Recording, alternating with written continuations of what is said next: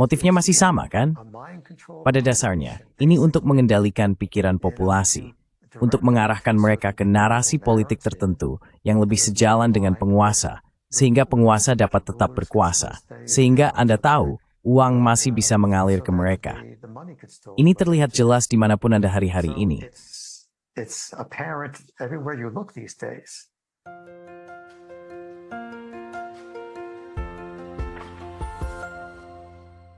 Hello everybody. This is Pascal from Neutrality Studies Halo semuanya, ini Pascal dari Neutrality Studies. Dan beberapa minggu yang lalu saya menerima email yang dimulai sebagai berikut. Halo, saya seorang penulis, produser, dan sutradara pemenang Emmy Award dari Amerika, dengan sebuah kisah nyata yang ingin saya bagikan kepada Anda dan audiens Anda. Ini berdasarkan pengalaman pribadi saya sebagai propagandis berbayar untuk seorang penjahat Perang Balkan. Setelah sedikit penelitian dan percakapan dengan spesialis Kosovo saya, menjadi jelas bagi saya bahwa ini adalah kisah nyata. Jadi saya mengundang penulisnya. Hari ini saya berbicara dengan Joe Tripician, orang yang ditugaskan untuk membuat biografi Franjo Tudjman, pemimpin Kroasia ketika memisahkan diri dari Yugoslavia. Joe, selamat datang. Terima kasih Pascal. Terima kasih atas undangannya, saya menghargainya. Terima kasih telah hadir secara online. Dan saya harap saya tidak salah mengucapkan nama Anda. Noi bedat betunim habiwa Chokan Tripician. Dismek kues. Your last name is pronounced Tripician, is that correct? Tripician. Okay. Chojo. Tripician. Then Nosti, maratamuli Sritama. Karena kami seorang doneng. Map imulai temana. Menurutmu saat semaling dud. Dan tidak tamat pandath gadi. begin and tell us what happened. Oh ya, bagi saya, semuanya dimulai pada tahun 1997. Saya baru saja bercerai, saya terlilit utang dan pekerjaan ini tiba-tiba datang kepada saya. Saya diperkenalkan kepada seorang pria bernama Jakov Sedlar, dan dia adalah dan masih seorang sutradara film dan teater Kroasia. Saat itu, dia juga merupakan atase budaya resmi Kroasia untuk Perserikatan Bangsa-Bangsa. Saya masih memiliki perusahaan produksi video saya, di mana saya melakukan banyak pekerjaan pasca produksi dan animasi. Perkenalan dengan dia adalah bahwa dia meminta saya untuk melakukan pekerjaan, membuat peta animasi kecil Kroasia untuk sebuah film perjalanan yang sedang dia produksi. Seperti orang Amerika yang tidak tahu apa-apa lainnya, saya tidak bisa menemukan Kroasia di peta, jadi saya harus pergi ke toko untuk membelinya. Ada penafian yang sangat aneh di atasnya. It had a very strange disclaimer on it. It said, size is subject to change from acts of war. Dikatakan, ukuran dapat berubah karena tindakan perang. Sekarang, itu sedikit lelukon, tetapi ini 2 tahun setelah Perang Balkan berdarah di tahun 90-an. Jadi, beberapa penonton, Anda mungkin tahu tentang sejarahnya. Tapi bagi saya tidak apa tentang itu. Jadi saya melakukan pekerjaan itu. Dia berterima kasih kepada saya, dia membayar saya, dan beberapa bulan kemudian dia kembali dan dia memiliki naskah yang ingin saya tinjau. Itu adalah naskah untuk biografi Franjo Tudjman, presiden pertama Kroasia, seperti yang Anda sebutkan dalam pengantar. Segera setelah Kroasia memisahkan diri dari Yugoslavia. Jadi saya membacanya, dan ada bagian di sana tentang buku Tudjman yang diterbitkan beberapa tahun sebelumnya, berjudul Kengerian Perang. Which was published some years earlier, called The Horrors of War. And in that book, it caused some controversy. Dan dalam buku itu menimbulkan kontroversi, di mana Tudjman mengklaim bahwa orang Yahudi di Jasenovac, yang merupakan kamp konsentrasi terkenal di Kroasia selama Perang Dunia Kedua, bahwa kamp konsentrasi itu sebagian dijalankan oleh orang Yahudi yang diinternir di sana. Dan saya mengatakan ini kepada Jakov sehalus mungkin. Saya berkata, Anda tahu, film ini yang Anda rencanakan untuk ditayangkan di New York, kan? Dia menjawab, ya. Saya berkata, ya, and if you like you pues korn saying. Senamu withing alba. It's in word shrine for living and albi moises. Bagaimanapun, three lights at that di juga bayar. That man be mewad, and his any geography do for Tudjman, have for Everett, but why says me for seeds. Biography of Franjo Tudjman. Well, this caught me by surprise. I had then quickly asked. Saya kemudian dengan cepat bertanya kepada orang yang memperkenalkan kami, yang adalah dokter saya dan juga dokter Jakov, bagaimana ini bisa terjadi? Dia berkata, "Ya Joe, saya tahu kamu seorang pembuat film dan juga seorang penulis. Ini akan berhasil karena saya tahu kamu sedang bangkrut dan kamu butuh pekerjaan." Dan itu benar. Pada saat itu, saya telah menerbitkan buku pertama saya. Itu adalah buku humor berjudul The Official Alien Abductees Handbook, semacam buku swadaya untuk orang yang diculik alien. Sekali lagi, saya tekankan itu adalah buku humor. Bagaimanapun saya bingung. Saya berkata, "Jakov, kamu tahu, saya hanya punya satu buku yang diterbitkan dan itu adalah buku tentang alien. Kenapa kamu meminta saya?" Dia berkata, "Joe, tidak Joe, kamu adalah seniman yang sangat penting. Kamu akan menceritakan kisahmu."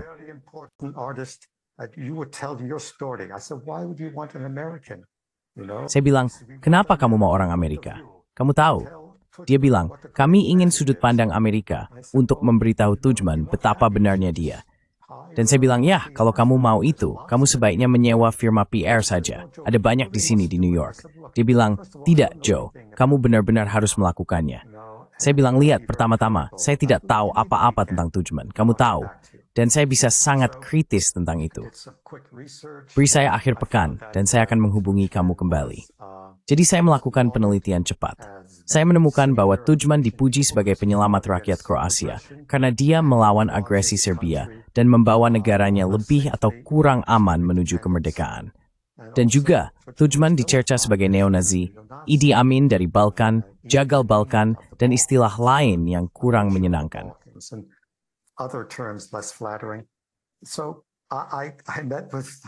Jadi saya bertemu dengan Jakov pada hari Senin setelah akhir pekan itu. Saya bilang, "Lihat, Jakov, saya tidak mungkin menulis buku ini. Anda tahu, karena jika Anda benar-benar menginginkan buku resmi yang memuji tentang Tudjman, saya tidak bisa melakukannya.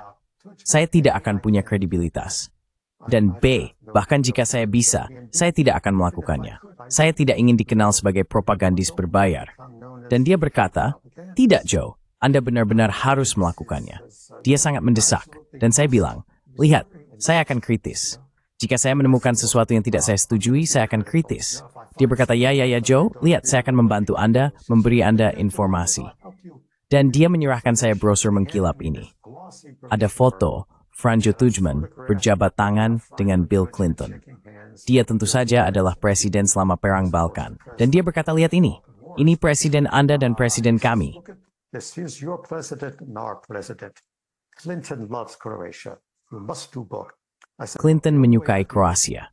Kita harus melakukan keduanya. Saya bilang, "Lihat, satu-satunya cara saya akan melakukan ini adalah jika Anda memberi saya kendali editorial penuh." Dia bilang, ya, tentu saja, kami memberi Anda itu. Hati-hati dengan apa yang Anda minta. Ini adalah pelajaran untuk semua orang di luar sana. Dan itu adalah pelajaran besar bagi saya. Karena ketika dia mengatakan itu, saya bilang, "Lihat, apakah Anda yakin tahu apa yang Anda setujui?"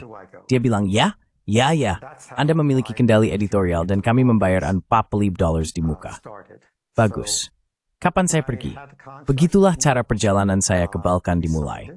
Jadi saya membuat kontrak tertulis. Dia menandatanganinya. Dia bilang, "Ini semua sangat normal." Saya bilang, "Ya, ini sangat normal." Dan dalam 2 bulan saya mendarat di Zagreb. Sekarang, selama periode 2 bulan itu, saya telah mempekerjakan seorang peneliti yang merupakan anak imigran Kroasia ke Amerika Serikat. Son of Croatian immigrants to the United States.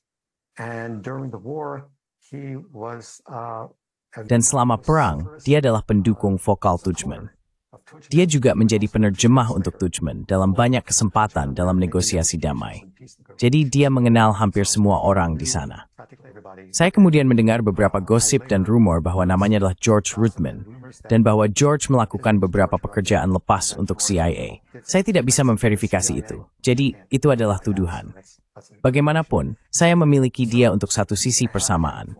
Kemudian saya bertemu seorang pemuda bernama Ivo Skoric, yang merupakan pengungsi politik di Amerika Serikat, karena dia adalah jurnalis independen dan menulis beberapa hal yang sangat tidak menyenangkan tentang Tudjman. Dia diberikan suaka, dan dia memberi saya sudut pandang yang berbeda dari George. He had given me a different point of view than George did. He talked about how Dia berbicara tentang bagaimana Tudjman. Jika Anda mewawancarai Tudjman, dia hanya akan memberi Anda sepiring ikan dan berbicara tentang hubungan yang hebat, sejarah, dan bla bla. Kemudian dia tidak akan benar-benar menjawab pertanyaan tentang kejahatan perang dan kamp konsentrasi di Bosnia. Jadi saya memiliki George di sebelah kanan dan Ivo di sebelah kiri. Dengan informasi itu, saya mendarat di Zagreb dan segera pergi ke kedutaan Amerika untuk memberitahu mereka siapa saya dan mengapa saya ada di sana. Pria itu, Doug Davidson, yang merupakan petugas informasi saat itu, tampak benar-benar bingung mengapa pemerintah Kroasia akan mempekerjakan saya, seseorang yang bukan sejarawan, yang satu-satunya buku yang diterbitkan adalah buku tentang alien, dan mengapa mereka menginginkan saya melakukannya.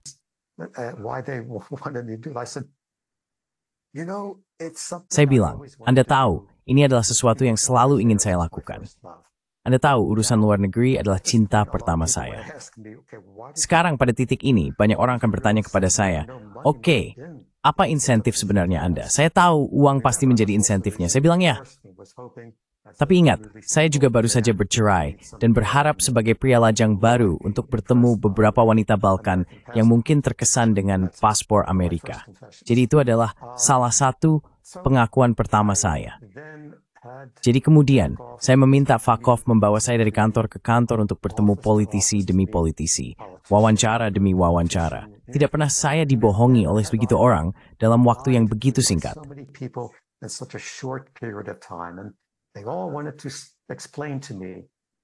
Dan mereka semua ingin menjelaskan kepada saya bagaimana perang dimulai dengan sangat sederhana, baru-baru ini, kembali ke abad ke-11. Jadi ada sedikit kebenaran ketika orang berbicara tentang persaingan etnis kuno. Tetapi untuk kembali ke awal masalah di Balkan, Anda harus memahami bahwa ini adalah orang-orang yang hidup bersama, menikah antar etnis, dan membesarkan keluarga bersama selama puluhan tahun. Dan selama masa Tito, yang memiliki tindakan penyeimbang di Timur dan Barat, posisi politik non-blok, dia mampu mendengarkan step Swino minoristu, tas penetaning. United by the worst possible method, by suppression. So any expression of nationalist identity. Jadi setiap ekspresi identitas nasionalis atau identitas budaya atau apapun itu, Anda akan dikirim ke Goli Otok yang dikenal sebagai Pulau Telanjang, penjara terkenal seperti Alcatraz. Jadi tentu saja, itu akan menyebabkan beberapa reaksi balik. Yang terjadi pada tahun 70-an adalah musim semi Kroasia, dan Franjo Tudjman adalah bagian dari pemberontakan itu. Dia dipenjara 2 kali karena tulisannya tentang mengekspresikan nasionalisme Kroasia. Ketika Tito meninggal, Smemrat Strister dan Wangsatungua and Kemsnup Sangnya terpersat. Itu ala negara, kata seseorang, di mana keuntungan dinasionalisasi berhasil sosialisasikan. Perkur kekuasaan berasal dari Belgrade yang terkurung daratan. Because the power resided in Belgrade, which was landlocked. But Croatia, formed like a croissant, they had Namun Kroasia terbentuk seperti croissant. Mereka memiliki sebidang tanah yang sangat tipis, namun panjang yang berbatasan dengan Adriatik. Mereka mendapatkan sebagian besar pendapatan negara melalui pariwisata. Dan karena itu, ada banyak ketidakpuasan, seperti yang bisa Anda bayangkan. Jadi setelah Tito meninggal, Slobodan Milošević memanfaatkan kematian tersebut dan membuat pidato di Kosovo, di mana pada awalnya dia tidak menyadari apa yang dia lakukan. Tetapi dia mendapatkan respons yang besar ketika dia mengatakan, tidak akan ada lagi penindasan terhadap Anda, karena orang Serbia adalah minoritas di Kosovo dan Muslim adalah mayoritas. Dan karena penindasan terhadap nasionalisme, identitas nasionalistik, dan identitas budaya ini, dia mampu membentuk pemberontakan dengan minoritas Serbia di Kosovo dan terutama di Kroasia.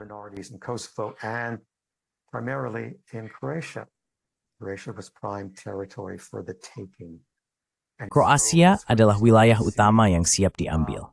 Dan itulah saat kita mulai melihat berbagai negara, wilayah, negara bagian di dalam Yugoslavia memisahkan diri menjadi negara-negara merdeka. Yang pertama, yang kedua adalah Kroasia, yang ketiga adalah Bosnia dan Herzegovina. Dan yang terjadi adalah ini memulai bentrokan, perkelahian, yang kemudian menjadi kamu membunuh tetanggaku, aku akan membakar rumahmu, kamu membakar rumahku, aku akan membantai desamu. Ini menjadi perang balas dendam yang berlangsung selama beberapa tahun. Jadi begitulah awalnya. Begitulah cara saya ditempatkan di tengah-tengahnya. 2 tahun setelah perdamaian dicapai di Dayton, Ohio, di Amerika Serikat. In Dayton, Ohio, in the United States. Yeah, because the way that Yugoslavia. Cara Yugoslavia pecah dengan sangat kekerasan, sangat kontras dengan bagaimana Uni Soviet pecah yang sebagian besar berlangsung damai dengan beberapa pengecualian. Namun, pecahnya Yugoslavia yang terjadi antara 1991 dan 1999 2000. Saya pikir Serbia saat ini sebenarnya kembali ke tahun 2002, bukan? Kita memiliki sisa-sisa Yugoslavia, Republik Federal yang ada hingga 2002, saya percaya. Federal Republic that existed until 2002, I believe. Yeah, they had a kick. Yes, jag är ingen Edmund Milosevic. Den, de vet för Den Haag, de med dem nu. Tasmom Akenbergsur di Den Haag, it's Ford Smeinstimmen som man. He'd not died in 99. And the important thing is that, of course, Serbia was the. Dan hal yang penting adalah bahwa, tentu saja, Serbia adalah bagian terkuat dari Yugoslavia. Dan sebagian besar tentara Yugoslavia adalah orang Serbia. Dan apa yang Anda katakan kepada saya, tentu saja, aneh, karena Kosovo adalah bagian integral dari Yugoslavia, bukan? Tetapi, salah satu kesalahan terbesar yang dibuat Tito adalah bahwa dia menciptakan pembagian dalam negaranya berdasarkan perbatasan etnis lama ini. Alih-alih benar-benar menciptakan sesuatu yang lebih terintegrasi. Namun yang kemudian mulai terjadi dari tahun 1991 dan seterusnya adalah pemisahan bertahap dari republik-republik yang berbeda ini. Step-by-step breaking away of these different republics, and Croatia being, of course, the most crucial one. Dan Kroasia tentu saja yang paling penting, karena itu adalah seluruh garis pantai. Maksud saya, tanpa Kroasia, Serbia pada dasarnya terkurung daratan. Dan juga orang Serbia dan Kroasia tidak tinggal dengan baik di Serbia dan Kroasia, bukan? Mereka ada di mana-mana dan saling menikah. Bukan hanya desa Serbia dan desa Kroasia. Ini adalah orang Serbia dan Kroasia dalam desa yang sama. Itulah mengapa perpecahan ini sangat mengerikan. Dan yang terburuk, beberapa kejahatan paling kenal.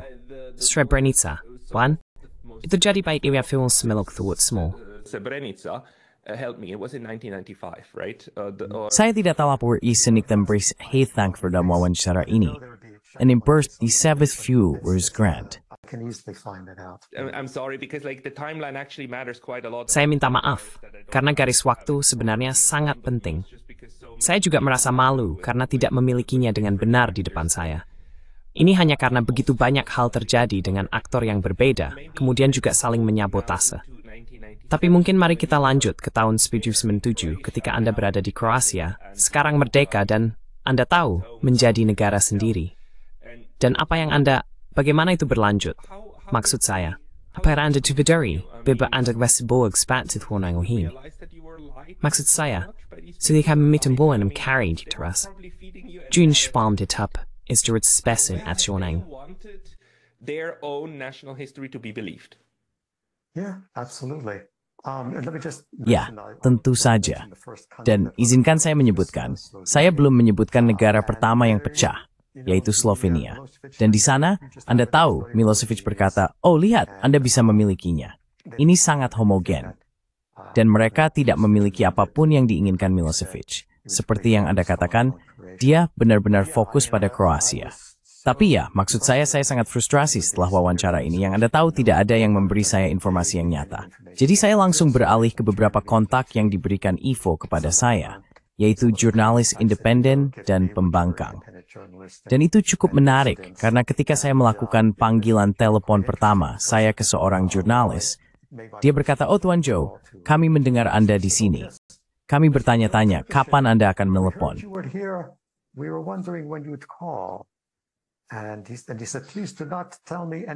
Dan dia berkata, tolong jangan beri saya informasi apapun, karena telepon kita sedang dipantau oleh polisi. Jadi segera tingkat paranoia saya mulai meningkat. Tapi saya berkomitmen pada pekerjaan itu. Dan semakin hari semakin jelas bagi saya, betapa tidak dapat dipertahankannya posisi yang saya tempatkan pada diri saya sendiri. Karena jika saya menulis apa yang mereka inginkan saya tulis, apa yang pemerintah inginkan saya tulis, saya akan dikenal sebagai propagandis berbayar. Dan itu adalah sesuatu yang benar-benar tidak nyaman bagi saya. Tapi jika saya menulis apa yang semakin jelas bagi saya, yaitu kebenaran, maka saya akan menjadi musuh negara. Dan ketika saya belajar dan bertemu dengan jurnalis-jurnalis yang berbeda, beberapa di antaranya mobilnya dibom karena mereka menulis apa yang tidak disukai pemerintah, saya menjadi lebih khawatir tentang opsi itu.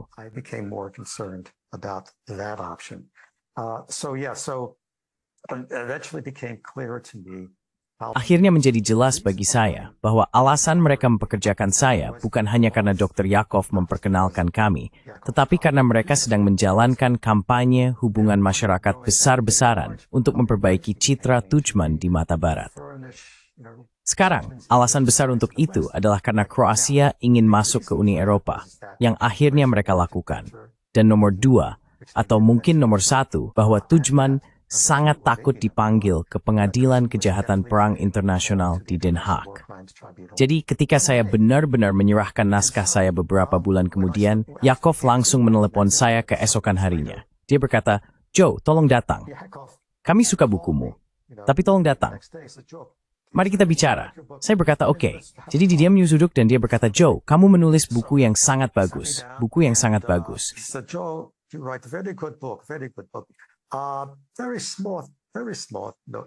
Catatan yang sangat kecil, sangat kecil. Pertama, tolong jangan sebutkan apapun dari masa komunis. Saya bilang, ya, Anda tahu, itu adalah bagian besar dari kehidupan dan karier politik Tudjman. Dia adalah seorang jenderal tentara, jenderal meja dalam kampanye Tito. Dia adalah yang termuda pada usia 23 tahun. Dia benar-benar cepat naik pangkat. Orang-orang masih memperdebatkan bagaimana dia melakukannya. Apakah dia seorang informan atau apapun. Dan kemudian Yakov berkata, hal lain adalah judulnya. Anda tahu, saya bilang apa yang salah dengan Dalam Bayangan Tito. Saya pikir itu sangat, Anda tahu, itu menggambarkan pria dan negara tersebut. Dia berkata, tidak, tolong, tidak ada tentang masa komunis sebelumnya. Saya bilang, oke, ada yang lain. Dia berkata, ya. Oh, tolong jangan sebutkan apapun tentang kejahatan perang. Do not mention anything about war crimes. I said, it's not going to be believable. Saya bilang, ini tidak akan bisa dipercaya. Saya tidak bisa melakukan itu. Anda tahu, jika Anda benar-benar ingin Barat, terutama Amerika, untuk belajar tentang Kroasia, betapa hebatnya itu. Bagaimana mereka muncul sebagai pemenang dalam Perang Balkan. Bagaimana Amerika mendukung mereka dengan nasihat dan dukungan militer dan berpaling ketika senjata masuk. Jika Anda benar-benar ingin Kroasia dikenal sebagai teman besar Amerika, Anda harus belajar untuk jujur, karena apapun selain itu akan terlihat palsu. Semi bolak-balik tentang itu. Saya mau memberi $10,000, dan saya sedang melakukan sedikit penulisan tong. Saya mencoba dengan tulus untuk memaniri seimbang, tetapi tetap tidak menyukainya. Jodoh Hiu tidak enal diterbitin A.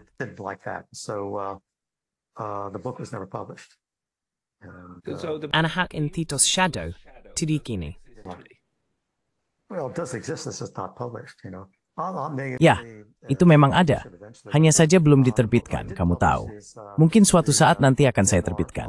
Tetapi buku yang sudah saya terbitkan adalah memoir di belakang saya, Balkanized at Sunrise, yang memberikan semua detail, bukan hanya tentang intrik politik atau operasi mata-mata yang saya lakukan, tetapi juga pekerjaan saya dengan jurnalis independen dan pertemuan saya dengan wanita Bosnia dan Kroasia, yang tidak ada satu pun yang berhasil.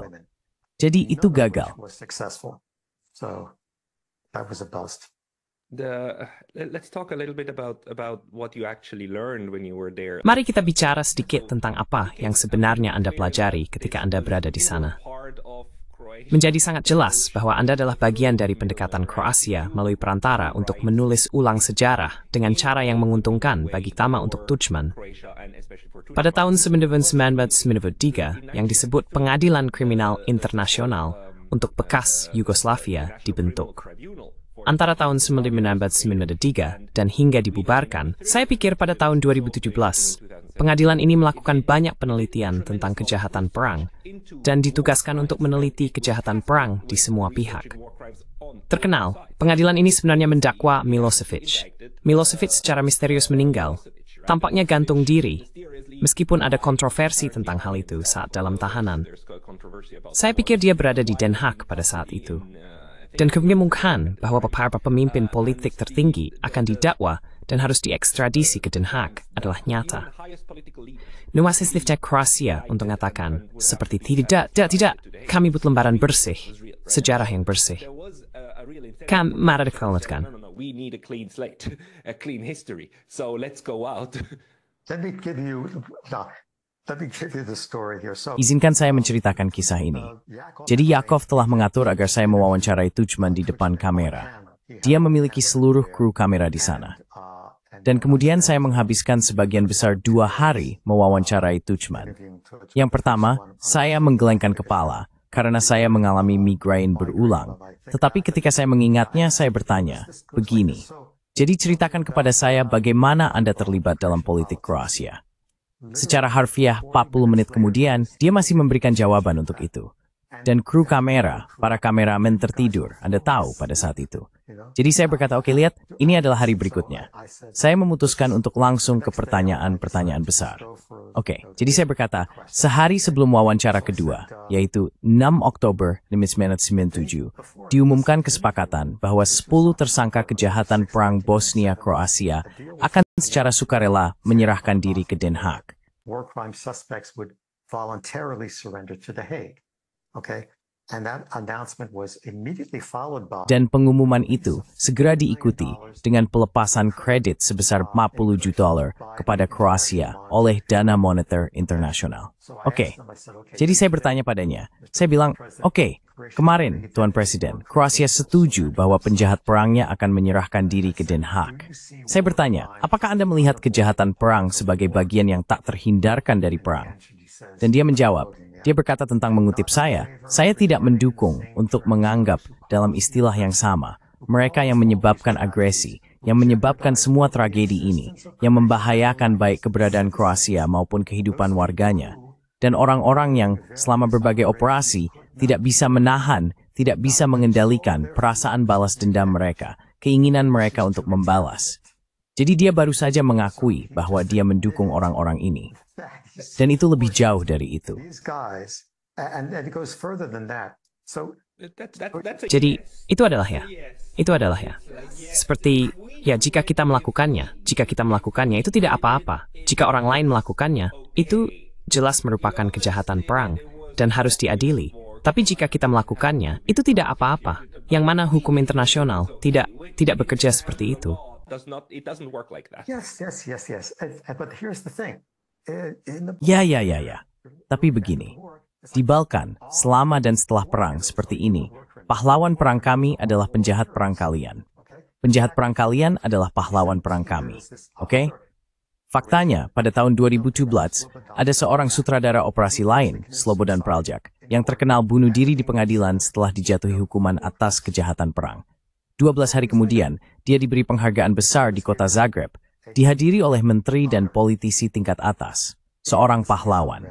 Jadi Anda bisa melihatnya dari sudut pandang mereka, atau orang-orang yang tinggal di sana, mengatakan bahwa orang-orang yang kalian sebut penjahat perang ini, mereka membela rumah kami. Mereka menyelamatkan nyawa kami, oke? Jadi pada akhirnya, pertanyaan saya tetap, apakah kejahatan perang merupakan bagian yang tak terhindarkan dari perang? Mungkin ya, besides Mevenbord Tamat toward New Thames A-Lab Fourth. Can you mention any wars that have not contained war crimes? Yeah, and still they're illegal. Ya, dan tetap saja mereka ilegal. Ini seperti mengatakan, oh, apakah kejahatan merupakan bagian yang tak terhindarkan dari negara bangsa? Ya, memang. Haruskah mereka dibiarkan tanpa hukuman karena mereka ada? Tidak, mereka tidak seharusnya. Itu juga inti dari pengadilan, untuk mengatakan, tidak, kami sedang menyelidiki kejahatan perang semua orang, dan kemudian semua orang harus menghadapi apa yang telah mereka lakukan, bukan? Dan itu, tentu saja, sesuatu yang diambil strafti mal lepen bestraf, consider wamba. Itu respect yang handige beset, and be also pat semin. When it hit them, it's what you want the other one to hit. Yeah, and when I interviewed Ya, dan ketika saya mewawancarai 10 tersangka kejahatan perang yang secara sukarela menyerahkan diri ke Den Haag, pengacara yang mewakili mereka mengatakan kepada saya, ya, Anda tahu, ini terjadi karena Amerika merasa bersalah, karena mereka tidak menghentikan perang sejak awal. Stop the war in the first place. Which might also be Kimisi that rat. Maybe the to rake. Still no excuse. still no excuse. Yeah, so Tetap tidak ada alasan. no more Ya, jadi ini menjadi lebih menarik dari itu. Karena salah satu orang utama yang saya wawancarai adalah karakter yang saya sebut The Priest, tetapi nama aslinya adalah Vladislav Bogarčić, yang semacam menteri propaganda untuk negara mini Bosnia-Herzegovina. Oke, jadi pada puncak perang di, Anda tahu, 1992, ketiga pihak saling bertempur. Ya, di Bosnia Tengah, oke? Jadi, itu hanya pertumpahan darah yang terus-menerus hari demi hari. Dan menurut Peter Galbraith, yang merupakan duta besar pertama untuk Kroasia, dan Richard Holbrooke, keduanya saya wawancarai secara langsung. Mereka mendorong Tudjman untuk memiliki aliansi dengan militer Bosnia, sehingga mereka bisa bergabung dan melawan agresi Serbia. so that they can join and push back against the Serb aggression. And it wasn't until the Washington Agreement came Dan baru setelah perjanjian Washington muncul, mereka melakukannya. Saya menanyakan pertanyaan ini kepada Galbraith baru-baru ini, beberapa tahun yang lalu. Dan saya berkata, tidakkah Anda berpikir bahwa Anda tahu, penundaan yang dilakukan Tudjman dalam tidak ingin bergabung dengan militer Bosnia adalah karena dia ingin pasukannya mengklaim lebih banyak wilayah daripada Bosnia-Herzegovina sebelum dia setuju dengan aliansi itu. Dan Anda tahu Galbraith mengatakan, "Het haben Greek to aggress, and it tried strength." Galbraith says, that's an interesting question, but I don't believe that. I don't believe that he doesn't. Saya tidak percaya bahwa dia hanya merasa belum siap. Dia memiliki kebencian besar terhadap umat Muslim, dan kami harus mendorongnya. Jadi ketika Anda berbicara dengan orang-orang seperti Galbraith dan Holbrooke, itu dari sudut pandang Amerika yang sebenarnya. Sekarang, sekali lagi, ini adalah perang yang sangat tidak ingin dimasuki oleh Amerika Serikat. Dan baru setelah para pendukung perang, seperti Albright dan Holbrooke, dan Richard Holbrooke mengatakan bahwa sangat penting bagi kita untuk menghentikan genosida di zaman kita. Jadi itu bukan untuk mendapatkan keuntungan teritorial. Kami tidak memiliki kepentingan vital di sana. Seperti yang dikatakan mantan Menteri Luar Negeri Baker, kami tidak memiliki kepentingan dalam pertarungan ini. Secretary of State Baker said, we have no dog in this fight. But when it became apparent that Tetapi ketika menjadi jelas bahwa, ya, melalui liputan CNN, di mana mereka menampilkan pengeboman pasar di Sarajevo, dan orang-orang yang terbunuh oleh bom Serbia ini, Anda tahu adalah pembeli kelas menengah kulit putih. Anda tahu, terlihat seperti kita. Jadi Anda tahu penolakan, dan itu menjadi, bagaimana Anda mengatakannya, menjadi isu dalam pemilihan presiden. Jadi Clinton akhirnya memenangkan pemilihan itu, dan dia merasa harus menindaklanjutinya. Orang-orang seperti Holbrooke yang mendorongnya, mendorong Warren Christopher, Menteri Luar Negeri, untuk terlibat dalam mendukung hal itu. Jadi mereka pertama kali terlibat dari jarak jauh, dan kemudian mendapatkan persetujuan PBB untuk meminta NATO melakukan beberapa pengeboman. the UN agreement to have NATO do some bombing. Yeah. Of course. Ya, Thahaja. Itulah yang terjadi di pos minus SMI. Ini, Risma 5. Maaf saya. Anda berbicara tentang Kosovo. Maaf, Anda berbicara tentang Kosovo. Istilah Serbia kian. Oke. About Serbia later. I saw your video on NATO. Saya melihat video Anda tentang NATO, dan saya berbicara tentang ketika NATO memiliki resolusi PBB, dan itu terjadi dalam perjanjian damai Dayton.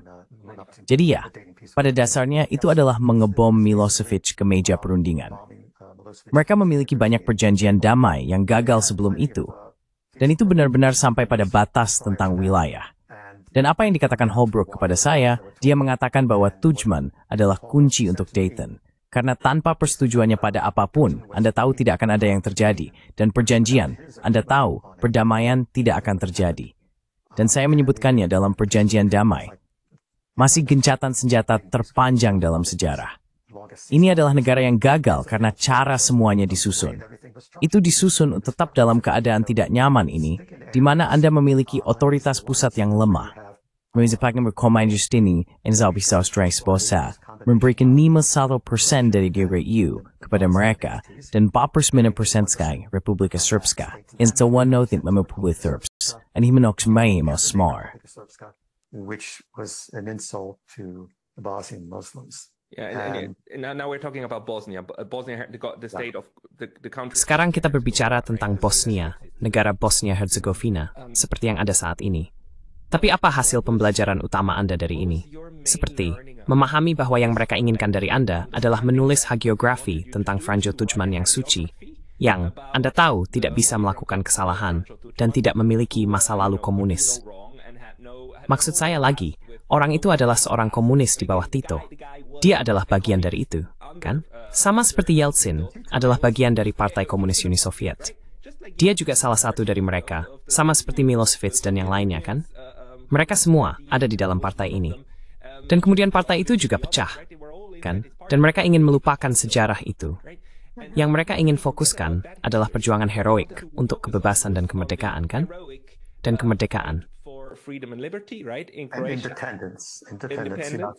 And no war crimes. Dan tidak ada kejahatan perang. Tapi intinya adalah sebuah pengambilan keputusan. Saya tahu saya belum menyelesaikan cerita saya tentang pendeta Vlado Pogačić bahwa dia pernah bekerja untuk Mate Boban.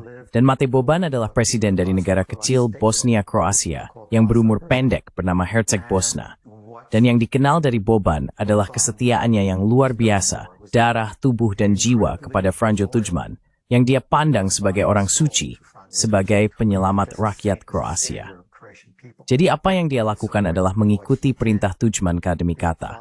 Dan ketika Tuđman menyebarkan kabar bahwa kita perlu menempatkan orang-orang ini di beberapa kamp konsentrasi dan mengurus mereka, Boban langsung melakukannya.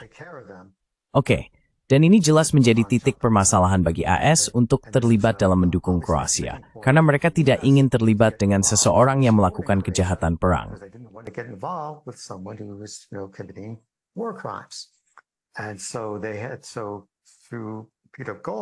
Dan jadi melalui Peter Galbraith, itu menjadi misinya untuk memastikan bahwa Boban tidak lagi berkuasa. Galbraith muncul di TV Kroasia dan berbicara tentang kejahatan perang yang dilakukan Boban dan bahwa dia tidak bisa menggunakan makanan sebagai senjata karena Boban menghentikan konvoi makanan yang masuk. Mereka seharusnya mengizinkan bantuan masuk selama perang. Tak lama setelah itu, Boban mengundurkan diri. Dia hanya berkata, "Oke, saya akan mengundurkan diri. Saya salah. Saya statement lain Substay wang toward normal. Tidilyu. Dan simpirkan Tuban untuk tidak milik Noat Boban Bernew. You tidak to meet everything sees primarily kejahatan thing." Came out eventually in the War Crimes Tribunal. And it was just interesting to hear. Dan menarik sekali mendengar Vlado Pogačić berbicara tentang hal ini. Sekali lagi, dia adalah juru bicara. Dia adalah kepala urusan kemanusiaan, Anda tahu, untuk Mate Boban. Dan dia berkata, Mate Boban adalah orang yang sangat kompleks. Ya, kelemahan fatalnya adalah terlalu setia kepada Tuđman. Dan dia telah melakukan segala yang diinginkan Tuđman, dan Tuđman membuangnya. Jadi saya bisa melihat bahwa orang itu memiliki perasaan yang sangat bertentangan tentang Tuđman dan Boban. Dia benar-benar merasa ada kesetiaan dan cinta untuk Boban, tetapi banyak kebencian untuk Tuđman. Ini hanya melambangkan salah satu dari banyak cerita politik tentang orang-orang yang dimanfaatkan untuk tujuan yang lebih besar. Oke? For bigger purposes, okay? Yeah. But when he said that, he's telling me about how. Tetapi ketika dia mengatakan itu, Anda tahu, dia berbicara kepada saya tentang bagaimana Tuđman tidak akan mengizinkan bergabung dengan, Anda tahu, tentara Muslim Bosnia sampai, Anda tahu, dia diberi jaminan. Menurut Albrecht, Galbraith memberikan jaminan bahwa Amerika Serikat akan mendukung masuknya Rusia ke dalam Uni Eropa, membantu mereka dengan IMF, Dana Moneter Internasional, tetapi juga akan mencabut semua itu jika mereka tidak bergabung. Jadi itu adalah titik balik dalam perang, karena Serbia kehilangan lebih banyak wilayah. Pasukan gabungan Bosnia Muslim, Bosnia Kroasia, dan Bosnia Muslim mendapatkan lebih banyak wilayah, tetapi tetap saja ada banyak ketegangan di antara keduanya. Namun pada akhir cerita, hanya untuk menjawab pertanyaan Anda, pelajaran terbesar saya adalah untuk tidak terlibat dalam politik internasional. Lesson was not to get involved in international politics. Two more things I would surely like to discuss. First, Ada dua hal lagi yang ingin saya bahas. Pertama, Kejahatan perang seperti apa yang dilakukan oleh Tudjman sendiri yang Anda ketahui. Karena ada berbagai tingkat kejahatan perang, bukan? Jika seorang tentara di medan perang menembak tentara lain yang sudah mengibarkan bendera putih, itu adalah kejahatan perang, tetapi itu adalah tanggung jawab tentara individu tersebut. Jika seorang pemimpin politik memerintahkan pembangunan kamp konsentrasi atau semacamnya, dan kemudian menempatkan orang-orang di sana, dan dalam kasus terburuk, bahkan dieksekusi, atau hak asasi manusia mereka dilanggar, maka itu adalah kejahatan perang negara, bukan? Yang mana yang Anda ketahui dan juga katakan seperti tidak, saya tidak bisa tidak menulis tentang mereka dalam buku ini.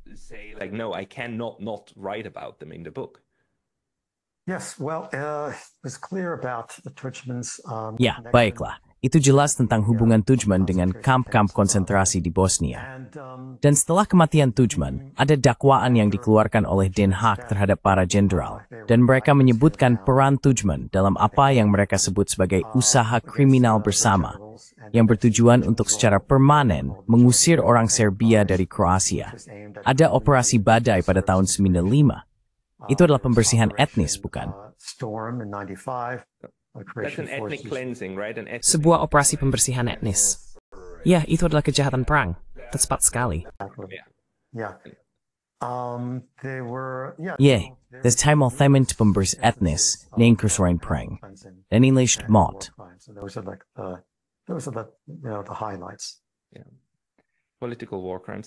Kejahatan perang politik. Dan kemudian mungkin Anda sedang mempelajari hasil dari bagaimana mereka ingin Anda melakukan ini. Anda tahu, seseorang yang berada di... Apakah Anda sudah mendapatkan Emmy Anda pada saat itu atau belum? Ya, saya sudah mendapatkannya. Ja, maar Thijs. Kan itu weten ooit smavrisaten smermenitschut en smanwe duje?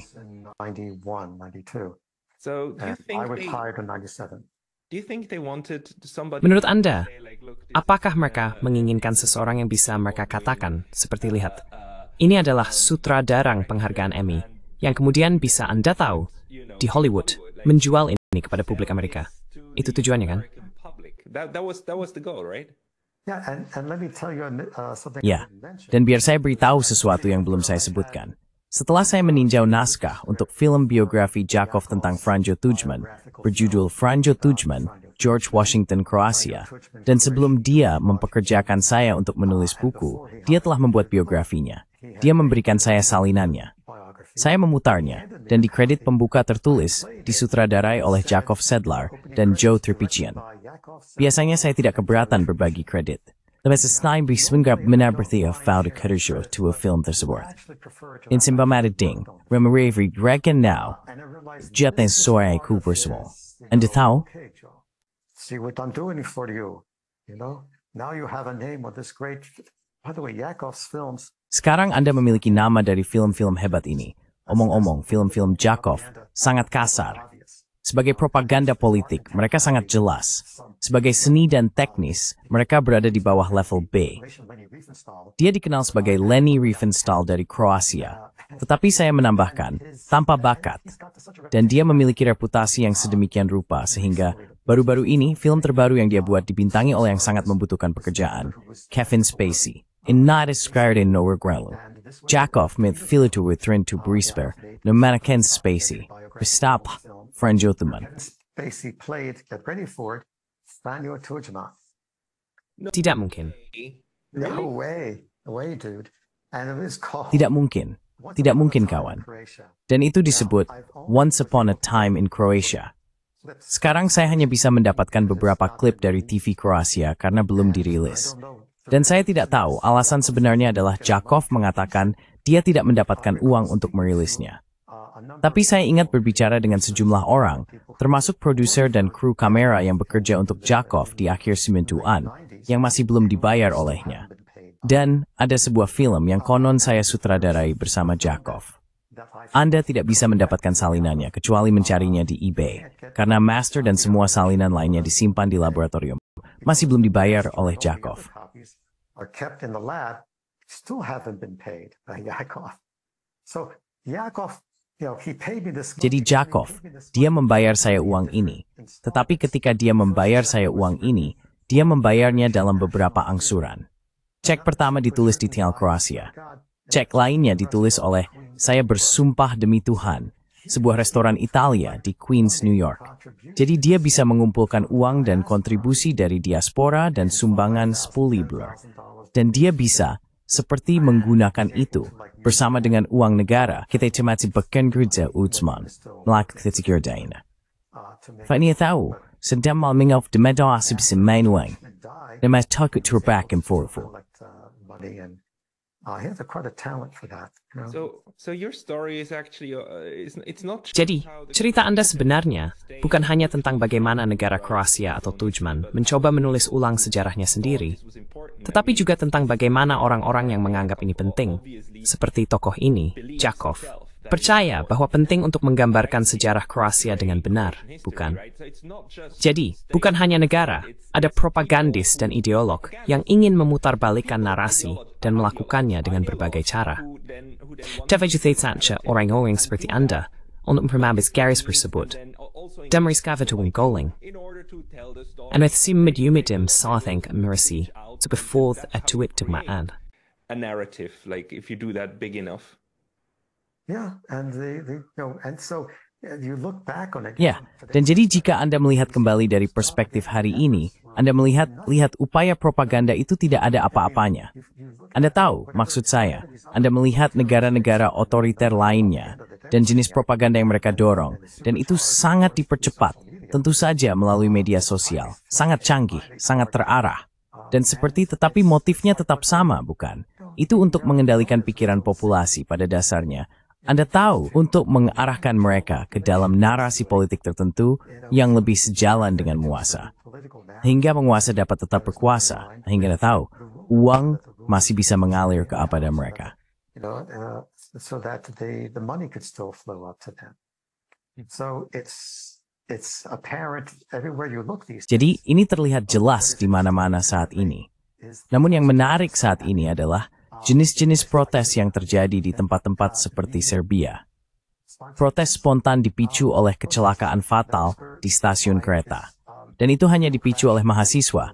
Kemudian mahasiswa akhirnya bergabung dengan petani, akhirnya bergabung dengan orang-orang kelas menengah. Jadi kita memiliki puluhan ribu orang, bukan? Dan Anda memiliki negara-negara seperti Serbia. Nermatas memang publik Srpska. Yang simbasis bukan kesteng kepada Serbia. Sweep Serbia of the Rusia. Scoring, Dodik with the President Republik Srpska Skandice. Republic of Srpska is now wanted. There's like a arrest. Ada surat perintah penangkapan untuknya karena dia menentang perwakilan tinggi yang merupakan pihak independen yang mengawasi fungsi politik Herzegovina untuk memastikan mereka sejalan dengan perjanjian damai. Jadi Dodik mengatakan, tidak, kami akan memisahkan diri. Kami akan memiliki aturan kami sendiri, peraturan kami sendiri. Dan banyak dari ini berasal dari jenis pemikiran yang sama, di mana Anda tahu, pahlawan perang kami adalah penjahat perang Anda. Penjahat perang Anda adalah pahlawan perang kami. Penyangkalan genosida adalah melanggar hukum di Bosnia-Herzegovina. Tetapi, Republika Srpska mengatakan, tidak lagi. Kami tidak setuju dengan hukum itu. Dan begitu Anda mulai masuk ke dalam revisi sejarah dan penyangkalan genosida, Anda dapat menimbulkan banyak masalah dalam waktu yang sangat singkat. Jadi saat ini sangat berisiko. So it's very dicey. Right now. Yeah, and it's Ya, dalam semua situasi politik yang sulit. Namun, karakter propaganda dan itu yang itu stenged. Difficult political place, but and Kosovo too, of course. The issue, though, of this way in which propaganda works is one of the things that most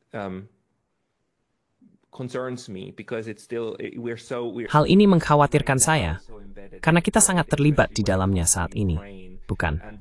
Terutama ketika menyangkut Ukraina dan kebutuhan orang untuk menciptakan orang suci, bukan? Ini sangat mengingatkan saya pada bagaimana Tuan Zelensky digambarkan sebagai orang suci yang tidak bisa berbuat salah, dan telah digambarkan seperti itu sejak lama. Dan kemudian, orang-orang yang terutama didukung oleh situs-situs barat sering digambarkan seperti itu, bukan? Mereka adalah orang-orang yang tidak akan pernah melakukan kejahatan perang. Atau Anda tidak bisa membicarakan kejahatan perang dalam konteks ini, yang memiliki sejarah dan silsilah yang panjang, bukan? Jika Anda bahkan kembali ke Perang Dunia Kedua, dan Anda tahu fakta bahwa, Dresden dan Hiroshima dan Nagasaki, dan pemboman api Tokyo, dan semua itu, tentu saja tidak dihukum. Karena jika kejahatan perang dilakukan oleh pihak yang baik, oleh orang baik, oleh kita, kejahatan perang. Dan ini sistit, ibatan pelol. And this continues and continues and continues. You have to take sides. Anda harus memilih pihak seperti yang dikatakan seseorang, oke? Jika Anda akan terlibat dalam politik, pada akhirnya Anda akan mendukung salah satu pihak, bukan? Jadi itu masalah besar. Ada seorang penulis yang sangat mempengaruhi saya, namanya Robert Anton Wilson, dan dia mengatakan bahwa dia menyebut manusia sebagai primata yang dijinakkan. Anda tahu, dia mengatakan bahwa masing-masing dari kita hidup dalam terowongan realitas kita sendiri. Jadi jika Anda lahir di Dublin, Irlandia, Anda melihat terowongan realitas Katolik Irlandia. Jika Anda lahir di Moskow, Anda melihat terowongan realitas Marxis sepanjang hidup Anda. Jika Anda lahir di Iran, Anda melihat terowongan realitas fundamentalis Islam. Jika Anda lahir di Arkansas, Anda melihat terowongan realitas fundamentalis Kristen. You see a Christian fundamentalist reality tunnel. So, because these of our basic mammalian... Jadi karena dorongan teritorial dasar mamalia kita, semua mamalia menginginkan wilayah, bukan? Dan jadi Anda tahu, mamalia menandainya dengan ekskresi, oke? Dan kita primata yang didomestikasi menandainya dengan tinta, ekskresi di atas kertas, perjanjian tanah, dan kita membagi hal-hal menjadi batas-batas. Tapi kita memiliki keinginan dan kebutuhan naluriah untuk identitas dan identitas dalam sebuah kelompok, yang baik sampai batas tertentu. Tapi Anda tahu, terowongan realitas kita bukan alam semesta. Peta bukanlah wilayah. Menu bukanlah makanan. Anda tidak bisa makan menu, oke? Pada titik tertentu, kita harus kembali memahami, Anda tahu, ilmu kognitif. Dan inilah yang dikuasai oleh para propagandis, dan orang-orang yang mencoba melawan propaganda belum menguasainya.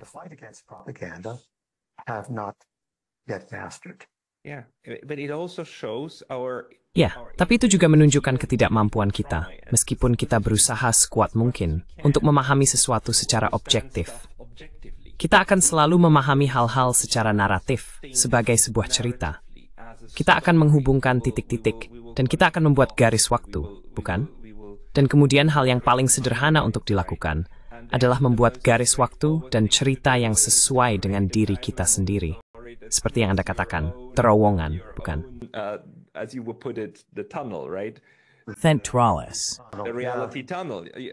Terowongan realitas.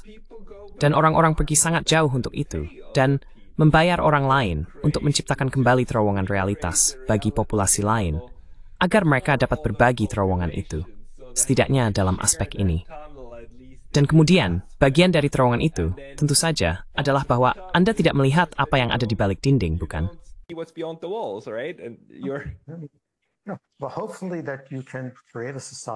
Nah, semoga Anda bisa menciptakan masyarakat di mana ada keseimbangan kekuasaan, di mana ada orang-orang dari yudikatif yang memeriksa apa yang terjadi dengan Kongres, memeriksa apa yang terjadi dengan cabang eksekutif.